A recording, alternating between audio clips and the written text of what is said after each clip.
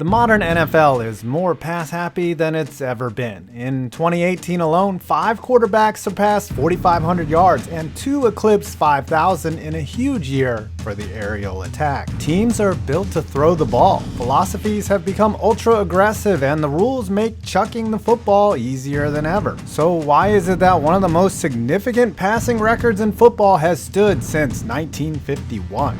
Yep, despite all the spectacular air raid that's ramped up seemingly with every passing year, the single-game passing yards record hasn't been broken in a full 68 years.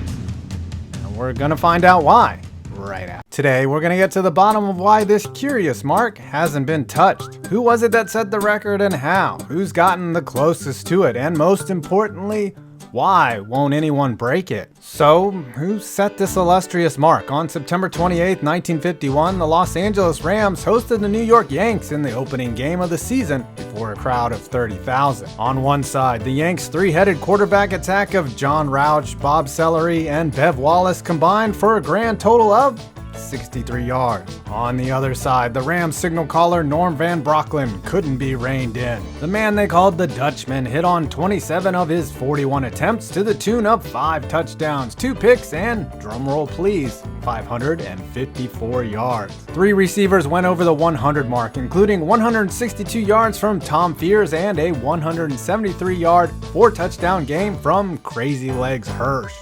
Those legs are crazy. The whole offense was clicking too. They even added 181 yards on the ground to go with their record-breaking passing game. 735 total yards of offense, which, by the way, is also an NFL record. The Rams won 54-14 and went on to win the NFL championship, beating the Browns 24-17 in the title game. Yeah, that's how long ago this was. The key to Van Brocklin's success? 0 pass rush from the Yanks. The Dutchman was sacked just once, and the good protection allowed him to sit back and toss passes of 37, 47, 54, and 67 yards. A player named Vitamin Smith had 103 yards receiving. Okay, ready to move on. Just kidding, a guy named Dick Horner had 81 yards rushing. They don't make them like they used to. And who knew that this record, set just 6 years after the end of World War II, set in an era when the football itself was too large and clunky to throw consistent spirals, set in a time when cornerbacks were legally allowed to stuff receivers into lockers, would stand unshaken through nearly 7 decades of offensive firepower. But of course, a few players have gotten close, so let's check out who's threatened Van Brocklin's record in the last 68 trips around the sun. Boomer Esiason. Okay, Boomer Esiason had himself a day back in '96. Even at the age of 34 on his 3rd team, the Arizona Cardinals, Boomer could still sling it. Facing Darryl Green and the Redskins, the Cards asked Esiason to throw the ball 59 times, and he delivered, hitting on 35 passes for a total of 522 yards. Never mind the part where he threw 3 touchdowns and 4 interceptions. Boomer spread the ball around like a true socialist. 8 different Cards had at least 3 grabs for 30 yards, none of them breaking 100 yards. The Cardinals needed to pass, too. They trailed 14 points in the 4th quarter, but rallied thanks to a couple Boomer touchdown passes and sent the game to OT, where Kevin Butler hit a field goal to give Arizona a 37-34 win. Is it fair that Boomer got an extra period to get onto this list? Probably not, but hey, doing anything of note with the 90s Cardinals was an uphill battle. Warren Moon. Remember the Oilers? In a December date in Kansas City back in 1990, Warren Moon compiled 527 yards in an easy 27-10 victory over Steve DeBerg and the Chiefs. The main beneficiary was Haywood Jeffries, spelled Jeffires, who hauled in a third of Moon's 27 completions for an absurd 245 yards, including an 87-yard touchdown where Jeffries caught the ball in traffic, spun away from a Chief DB, and outraced the entire defense to the end zone. Even with Derek Thomas and Neil Smith breathing down his neck, Moon averaged nearly 12 yards per attempt. About as efficient as you could ask for, especially outdoors in the Missouri winter. When you consider that some of the other passers on the list did it in Los Angeles and Jacksonville, foreshadowing, Moon's 527 might be the most impressive of the bunch. Matt Schaub. Finally tied with Moon for second on the all-time list, another Hall of Famer. Oh wait, just kidding, it's Matt Schaub. The Texans quarterback hit the 527 mark in November of 2012 against the 1-8 Jaguars down in Duval. Schaub threw the ball 55 times, completing an astounding 47 of his attempts. Andre Johnson caught 14 of those passes for 273 yards, while 8 other Texans got in on the action. 5 touchdowns and 2 picks came off of Schaub's hot hand, but he had to keep throwing because he had stiff competition on the other side. The Jags started Chad Henne, who, while overshadowed by Schaub's big day, had 354 yards and 4 touchdowns of his own to pace the Jacksonville offense. The two teams went to overtime and traded field goals before a 43-yard touchdown pass to Johnson gave Houston the 43-37 win. 527 yards, and a year later, right off a cliff.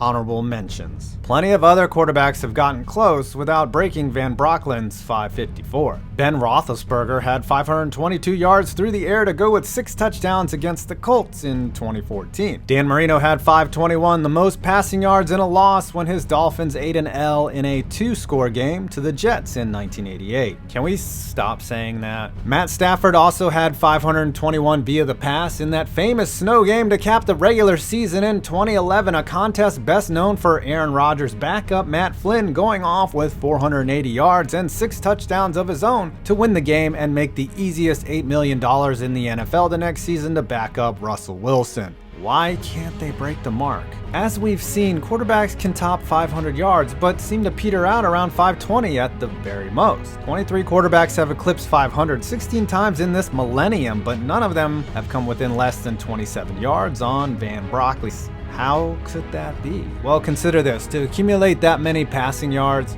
it takes a ton of attempts. And teams are usually only going to throw the ball 45 plus times if they're trailing or in a shootout. But if the quarterback is efficient enough to get close to 500 or even surpass that threshold, the team is likely putting up a lot of points on the board. So essentially, it's not just going to take a huge day offensively, it will probably require a huge defensive meltdown on the other side of the ball. It takes a quick back and forth between both offenses. If one team is running a hurry-up, pass-heavy attack and the other team is grinding out yards on the ground, then the passer with big yardage might not get the snaps necessary to get to 555 yards. Essentially, to break Van Brocklin's record, it would take a supernova occurrence that combines remarkable efficiency on both sides of the ball, a complete unwillingness to run the ball throughout the game, and 2 defenses that are simultaneously unable to stop a barrage of quick scores that put up yards and points but don't take a huge dent out of the clock. The only other ways to do it would be extreme efficiency between the 20s, but total dysfunction in the red zone, or possibly an overtime playoff game that never ends. When you study Van Brocklin's game, you'll notice that it's a marvel in terms of efficiency, the type of which is unmatched, paired with a complete disregard for the other team's feelings. Surely, however, there has to be a chance for someone to break 554 in the near future, right? The most likely candidate to pull off the near impossible is Chiefs quarterback Pat Mahomes. Mahomes isn't just the right guy to do it because he's averaged 310 yards per game in his career with a high of 478, but he's also got a defense that's inept enough to let it happen. It's just a matter of finding a partner that can keep up. So who might that be? It doesn't seem like anyone on the Chargers, Raiders, or Broncos would be up to the task, but maybe someone like Deshaun Watson could force him into that kind of shootout. Ditto for Matt Ryan or Drew Brees, who Mahomes will face in the 2020 regular season, barring injury, retirement, or Andy Reid spilling barbecue sauce all over the play sheet. Come on, no. Get it. It's no for me.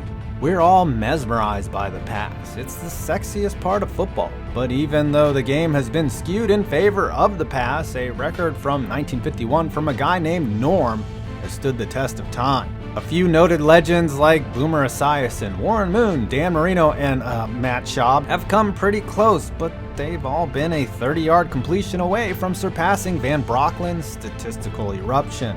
Will we ever see it happen? It's hard to say, but don't let it distract you from the fact that a guy named Vitamin Smith played for the Rams. I'm 5 Points Vids, and you passed it on over to my next video.